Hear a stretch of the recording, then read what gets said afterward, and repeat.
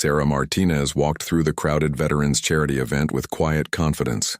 Her posture straight and eyes alert. She wore a simple black dress.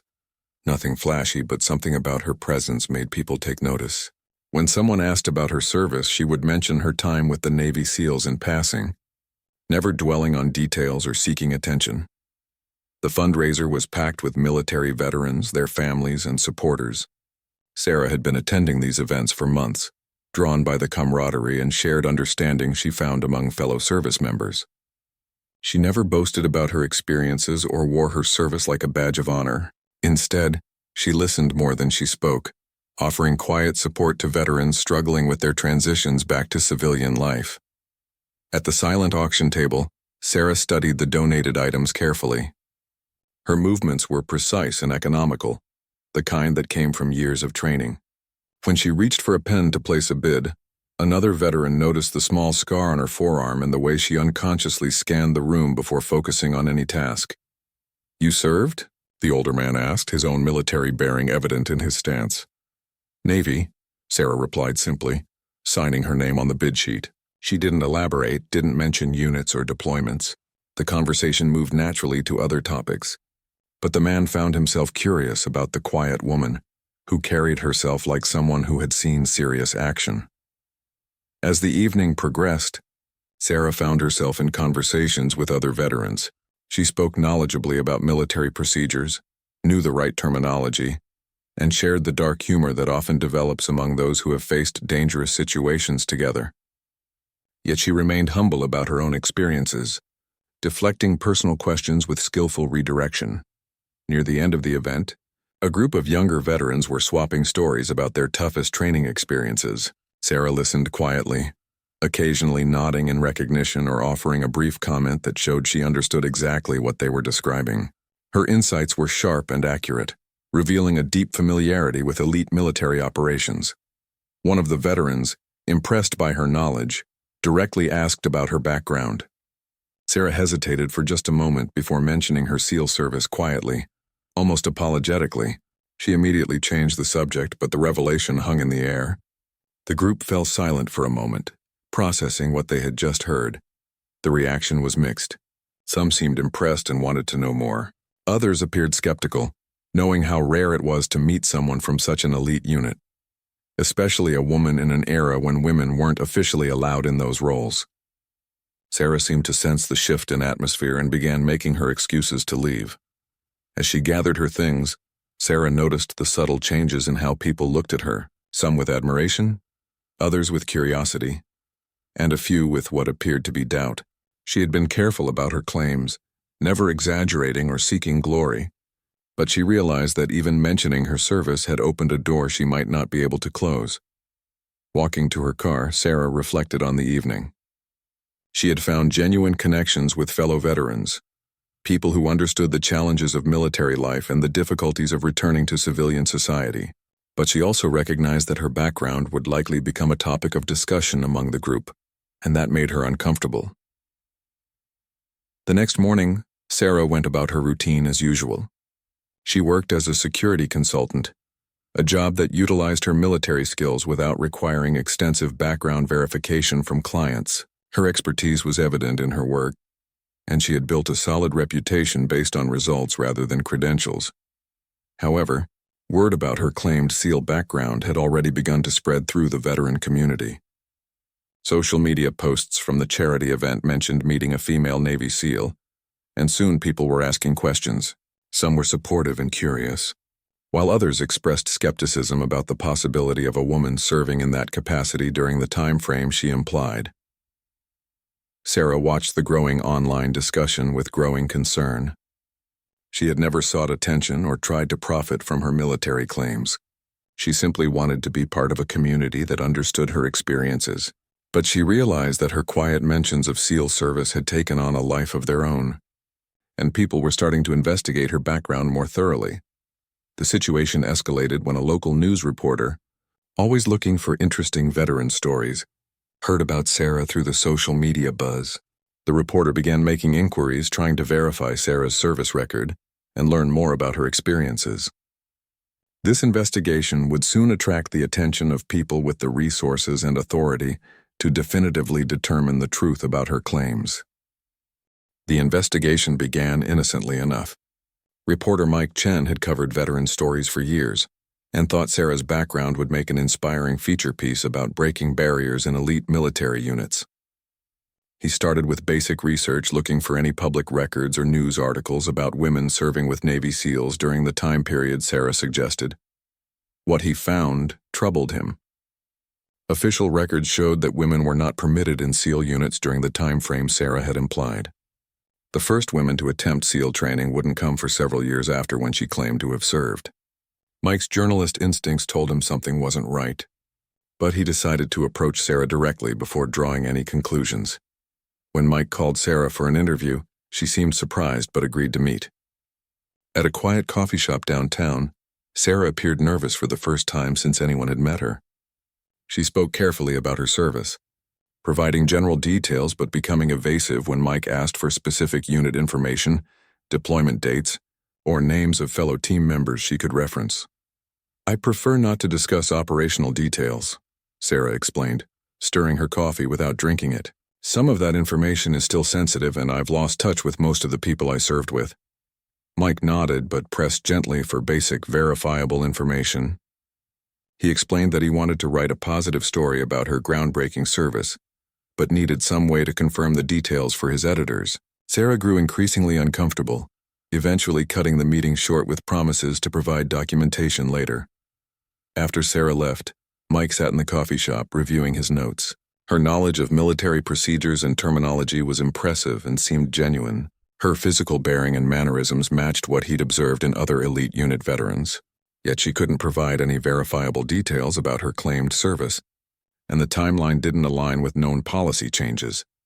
Mike's investigation took a more serious turn when he decided to contact the Naval Special Warfare Command directly. He spoke with a public affairs officer, explaining that he was researching a story about early women in special operations. The response was immediate and clear. No women had served in SEAL units during the period Sarah claimed, and they would be happy to help verify or debunk any such claims. Meanwhile, Sarah's anxiety was growing. She had noticed increased online chatter about her background and realized that people were starting to dig deeper into her story. She began avoiding veteran events and considered moving to a different city where she could start fresh. But she also knew that in today's connected world, her story might follow her wherever she went. The situation reached a tipping point when someone in the veteran community decided to report Sarah's claims to stolen valor investigators.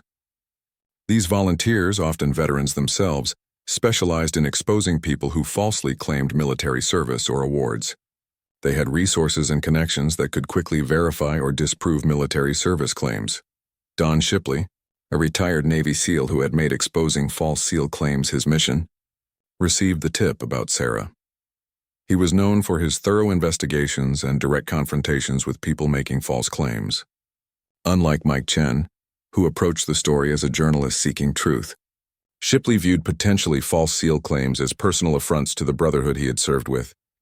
Shipley's initial research confirmed what Mike had discovered. Sarah's claimed service timeline didn't match official policies, and no records existed of her attendance at basic underwater demolition SEAL training. He began compiling evidence for what he expected would be another straightforward case of stolen valor. Sarah received a phone call that changed everything. The voice on the other end was professional but stern, identifying himself as someone investigating her military claims. He didn't threaten her or make accusations, but simply requested that she provide documentation of her SEAL service within 48 hours or face public exposure as a fraud. That night, Sarah sat in her apartment staring at a box of personal items she rarely opened. Inside were documents, photographs, and mementos from her actual military service, which had been legitimate but different from what she had claimed. She faced an impossible choice: continue the deception that had spiraled beyond her control, or reveal a truth that was more complicated than anyone investigating her could imagine.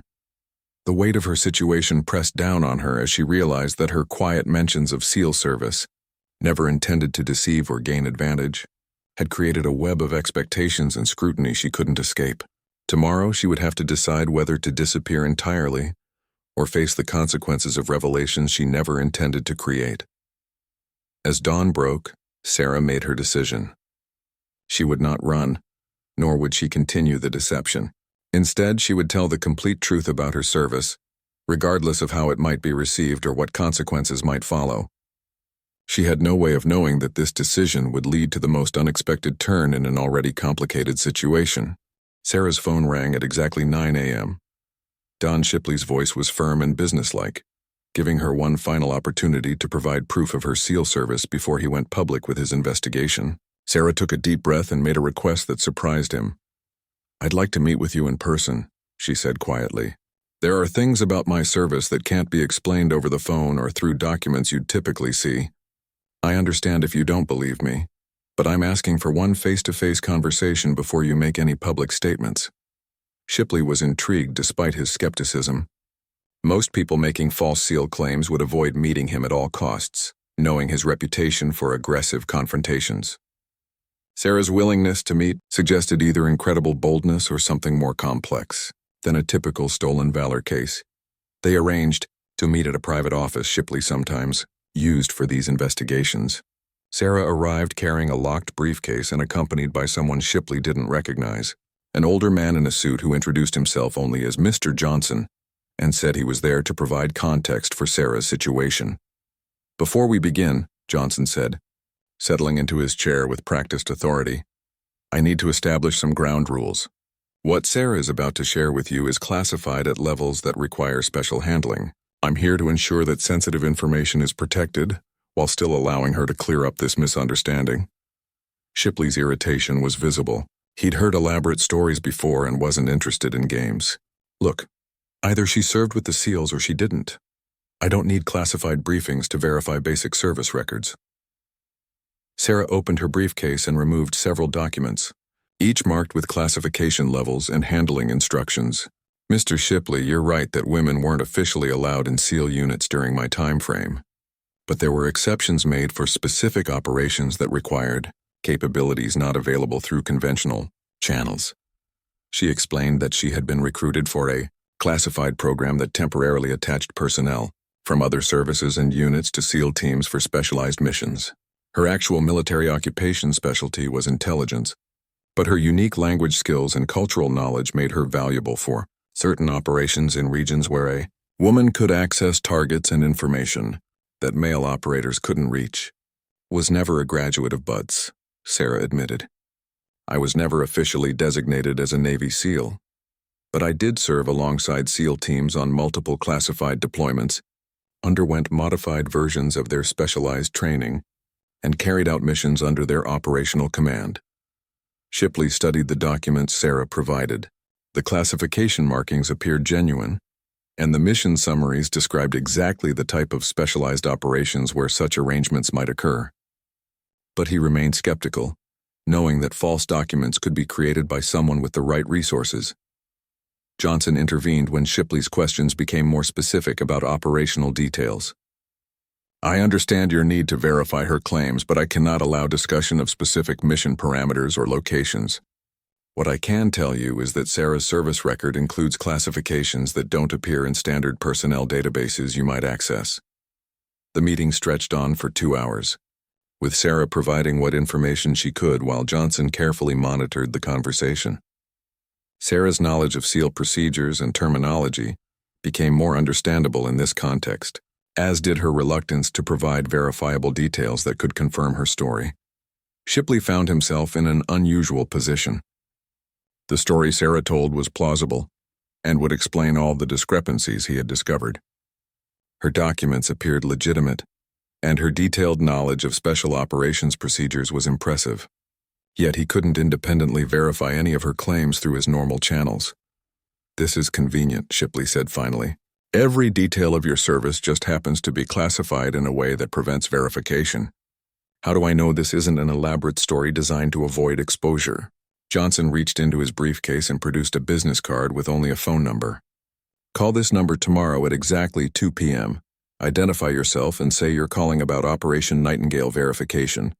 Someone will provide you with information about Sarah's service that can be confirmed through official channels." After Sarah and Johnson left, Shipley sat alone, trying to process what he'd heard. His experience told him that most stolen valor cases were straightforward lies told by people seeking attention or benefits they hadn't earned. But Sarah's case felt different. She had never sought attention, never tried to profit from her claims, and seemed genuinely troubled by the scrutiny her casual mentions had attracted. That evening, Shipley called several of his contacts in the special operations community, carefully describing Sarah's claims without mentioning her name. The responses were interesting. While none could confirm her specific story, several mentioned that classified programs had existed that might match what she described. One retired officer suggested that such arrangements were more common than public records would indicate.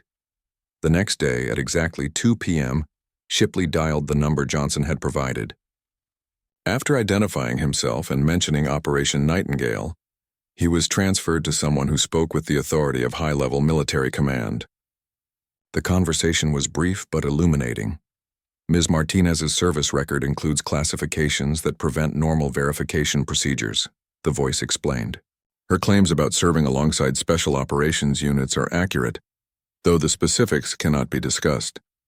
I can confirm that she served with distinction and her current situation has drawn attention from levels of command you might not expect. The call ended with instructions for Shipley to suspend his investigation pending contact from higher authorities. As he hung up, Shipley realized that Sarah's case had become much more complicated than he had anticipated. Whatever the truth about her service, it was clear that people with significant authority were taking an interest in how her situation was resolved. 3 days after his conversation with the mysterious official, Don Shipley received an unexpected visitor at his home. A black sedan pulled into his driveway, and 2 men in dark suits approached his front door. They introduced themselves as representatives from the Department of Defense and requested a private conversation about his investigation into Sarah Martinez.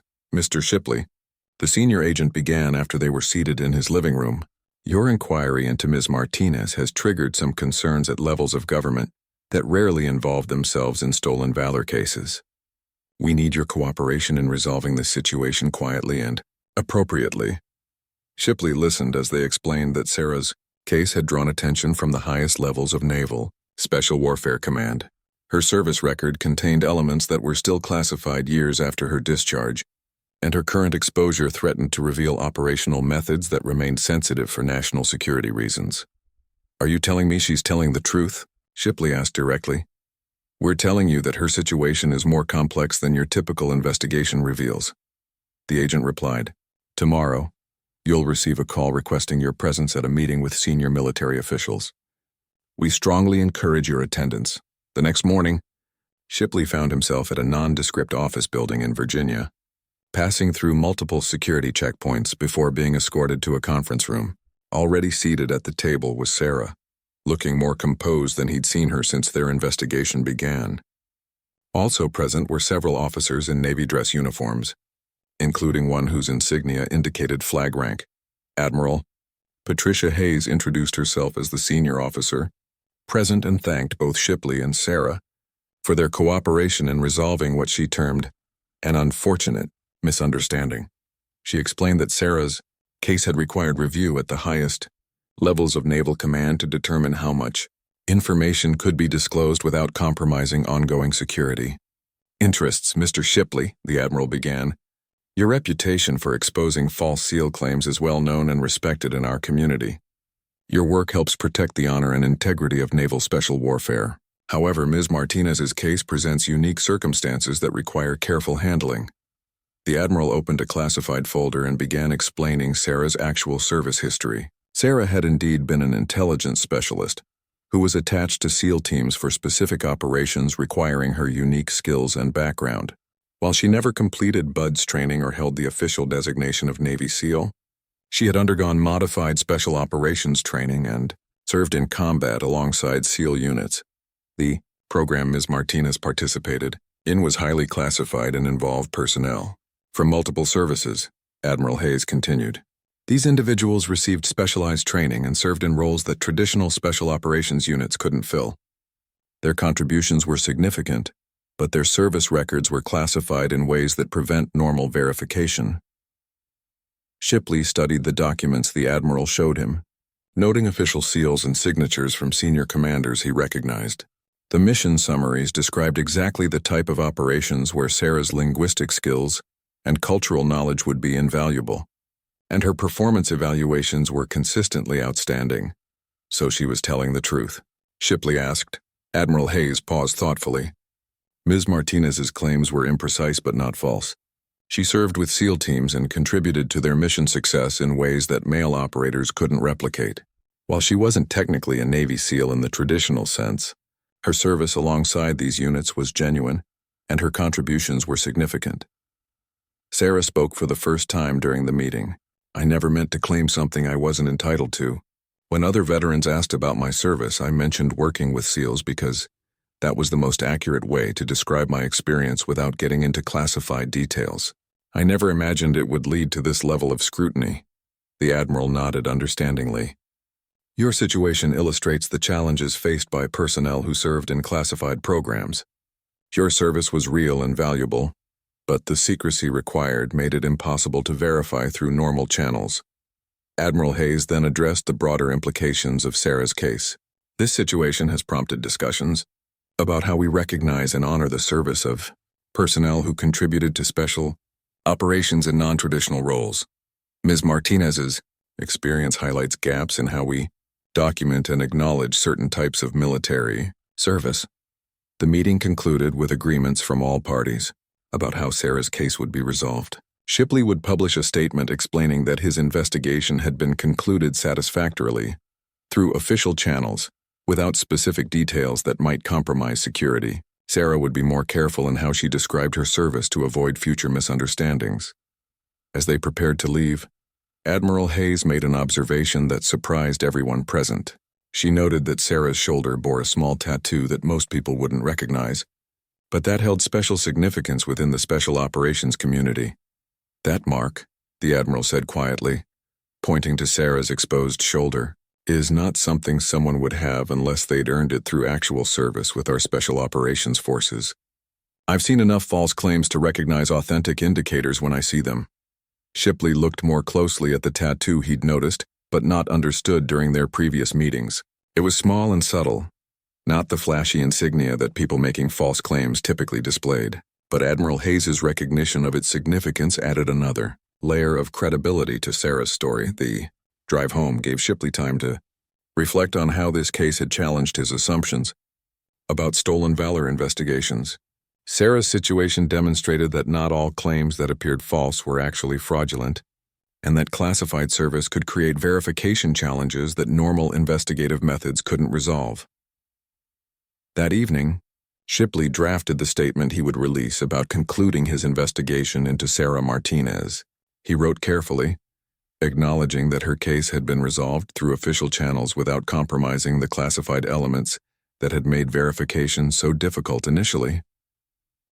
The aftermath of the official meeting brought unexpected changes to both Sarah's life and the broader conversation about recognizing diverse military service. Don Shipley published his promised statement, explaining that his investigation had been concluded through official channels and that Sarah's service had been verified by appropriate military authorities. The veteran community's response was mixed but largely positive. Many appreciated Shipley's thoroughness in investigating the claims, while also respecting his conclusion that official verification had occurred. Some remained skeptical about the classified nature of Sarah's service, but most accepted that certain military operations required secrecy that prevented normal documentation. Sarah found herself in an unusual position. The investigation that had initially threatened to expose her as a fraud had instead led to official recognition of her legitimate service. However, she remained cautious about discussing her military experience, understanding that the attention had come at a personal cost she didn't want to repeat. Reporter Mike Chen, who had initiated the media interest in Sarah's story, requested a follow-up interview. This time, Sarah agreed to speak more openly about her experience, though still within the bounds of what could be discussed publicly. The resulting article provided insight into the challenges faced by veterans whose service didn't fit traditional categories. I never wanted to be the center of controversy, Sarah explained to Chen. I just wanted to be part of a community that understood the challenges of military service. When people asked about my background, I tried to be honest without revealing information I wasn't authorized to share. The article explored broader questions about how the military recognizes and documents service in classified programs. Several other veterans contacted Chen after publication, sharing similar stories of serving in roles that were difficult to verify through normal channels. Their experiences highlighted ongoing challenges in the military personnel system. Admiral Hayes's involvement in resolving Sarah's case led to discussions at higher levels about policy changes. The Department of Defense began reviewing procedures for documenting service in classified programs, seeking ways to provide veterans with verification, methods that didn't compromise security but allowed them to prove their service when necessary. Sarah's case also sparked conversations within the special operations community about recognizing non-traditional contributions to their missions. Several retired SEAL officers publicly acknowledged that their units had often worked with personnel from other services who provided critical capabilities that complemented traditional special operations skills. We've always known that our most successful operations involve teams with diverse skills and backgrounds, one retired SEAL commander explained in an interview. People like Sarah filled roles that we couldn't handle ourselves, and their contributions were essential to mission success. The Defense Department's review led to the creation of new documentation procedures for personnel serving in classified roles. These changes would help future veterans avoid the verification challenges that Sarah had faced, while still maintaining necessary security protections around sensitive operations. 3 months after the investigation concluded, Sarah received an invitation that surprised her. The Naval Special Warfare Foundation, which supported SEAL families and honored the community service, invited her to speak at their annual gala about her experiences and the importance of recognizing diverse contributions to special operations. Sarah initially hesitated, still uncomfortable with public attention, but she recognized the opportunity to advocate for other veterans who might face similar challenges in having their non-traditional service recognized and understood. She accepted the invitation, knowing that her story could help others. At the gala, surrounded by active duty SEALs, their families, and supporters of the special operations community, Sarah spoke about the honor of serving alongside elite units and the challenges of transitioning to civilian life when your service record couldn't be easily explained or verified. My experience taught me that service takes many forms, she told the audience. Sometimes the most important contributions happen in ways that can't be publicly recognized. But that doesn't make them less valuable or less worthy of respect. The speech was well received, and several attendees approached Sarah afterward to share their own stories of serving in unconventional roles. The conversation revealed that her experience was more common than many people realized, and that the military community needed better ways to recognize and support veterans whose service didn't fit standard categories. Don Shipley, who had been invited to attend the gala, found himself reflecting on how Sarah's case had changed his approach to investigating stolen valor claims. While he remained committed to exposing false claims, he had developed a more nuanced understanding of how legitimate service could sometimes appear suspicious. When viewed through traditional verification methods, Sarah's case reminded me that the truth isn't always simple, Shipley later explained. My job is to protect the honor of legitimate service members, and that means being thorough enough to distinguish between false claims and complicated truths. The evening concluded with Admiral Hayes presenting Sarah with a certificate of appreciation for her service alongside Naval Special Warfare units. While not an official SEAL designation, the recognition acknowledged her legitimate contributions to special operations missions and provided her with documentation that could help prevent future verification challenges. As Sarah accepted the certificate, she felt a sense of closure about the investigation that had disrupted her quiet civilian life. More importantly, she felt that her experience might help other veterans who served in similar roles receive the recognition and understanding they deserved for their contributions to military operations. 1 year later, Sarah Martinez stood before a congressional subcommittee examining military personnel policies, testifying about the need for better recognition of service members who work in classified roles. Her experience had evolved from a personal crisis into advocacy for systemic change that would benefit future veterans. The Department of Defense had implemented the policy changes prompted by her case, creating new documentation procedures that allowed veterans with classified service to obtain verification letters that confirmed their military roles without revealing sensitive operational details. Sarah had been instrumental in developing these procedures, working with Pentagon officials to ensure they met both security requirements and veterans' needs. The goal isn't to make verification easier for people making false claims, Sarah explained to the subcommittee. It's to ensure that legitimate service members can prove their contributions without compromising national security or facing the suspicion and investigation that I experienced. Don Shipley had become an unexpected ally in Sarah's advocacy efforts. His experience investigating her case had given him insight into the challenges faced by veterans whose service records were complicated by classification requirements. He now worked with military officials to develop better methods for distinguishing between false claims and legitimate but difficult to verify service. Sarah's case taught me that protecting the honor of military service sometimes means looking deeper than surface-level verification, Shipley testified alongside her. My investigation methods have evolved to account for the reality that some legitimate service members can't provide traditional proof of their contributions. The changes extended beyond documentation procedures.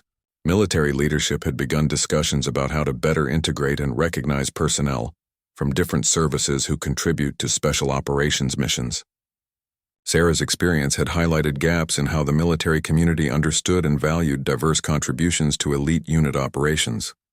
Admiral Hayes, now retired, served as a consultant on these policy changes. She frequently spoke about Sarah's case as an example of how traditional military structures sometimes failed to accommodate the complexity of modern operations that required diverse skill sets and unconventional approaches. The nature of modern military operations requires teams with capabilities that no single service or unit can provide, Admiral Hayes explained at a military leadership conference. We need systems that recognize and document these contributions appropriately, both for operational effectiveness and for honoring the service of all contributors. Sarah's public speaking engagements had expanded beyond veteran events to include military leadership, conferences, and academic institutions studying defense policy. Her story had become a case study in how personnel policies needed to evolve to match the reality of contemporary military operations. At one university presentation, Sarah was approached by a young woman considering military service. I want to serve my country, but I'm not sure how someone with my background and skills would fit into traditional military roles, the student explained. Sarah's response drew from her own experience. Military service takes many forms, and sometimes the most important contributions happen in ways that aren't immediately obvious. The key is finding where your unique capabilities can best serve the mission, even if that path doesn't look like what others expect. The conversation reminded Sarah of her own journey from confusion about her role in military operations to understanding how her contributions had been valuable even when they didn't fit standard categories. Her experience had shown her that service could be meaningful and legitimate, even when it defied conventional expectations. 2 years after the investigation concluded, Sarah received a letter that brought her story full circle. A veteran she had never met wrote to thank her for her advocacy work, explaining that the new documentation procedures had helped him prove his service in a classified program and obtain benefits he had been unable to access for years. Your willingness to speak publicly about your experience made it possible for people like me to get recognition for our service, the veteran wrote. The policies you helped create have made a real difference for veterans who served in roles that were important but hard to explain. Similar letters arrived regularly from veterans whose service had been questioned or misunderstood because it didn't fit traditional patterns. Sarah's case had created a pathway for recognition that helped many service members who had faced similar challenges in proving their legitimate military contributions. Don Shipley continued his work exposing false military claims, but his methods had been refined by his experience with Sarah's case. He now worked more closely with military officials to develop verification procedures that could distinguish between elaborate deceptions and legitimate service that was difficult to document through normal channels. Sarah's case made me a better investigator, Shipley reflected. I still pursue false claims aggressively. But I've learned to look for indicators that might suggest legitimate but classified service before making public accusations. The broader impact of Sarah's experience extended to academic and policy discussions about how modern militaries should structure personnel systems to accommodate the diverse roles required for contemporary operations. Her case became a reference point for arguments about the need for more flexible and comprehensive approaches to recognizing military service. 5 years after her investigation began, Sarah returned to the charity event where her casual mention of SEAL service had started the chain of events that changed her life. This time, when veterans asked about her background, she spoke confidently about her service in support of special operations, armed with documentation that verified her contributions without compromising security. "I've learned that the truth about military service can be complicated," she told a group of younger veterans. "What matters isn't whether your service fits other people's expectations, but whether you contributed meaningfully to the mission and served with honor." As the evening ended, Sarah reflected on how a misunderstanding that had initially seemed like a crisis had ultimately led to positive changes for many veterans. Her experience had shown that sometimes the most important battles are fought not on foreign battlefields, but in the ongoing effort to ensure that all service members receive the recognition and support they deserve.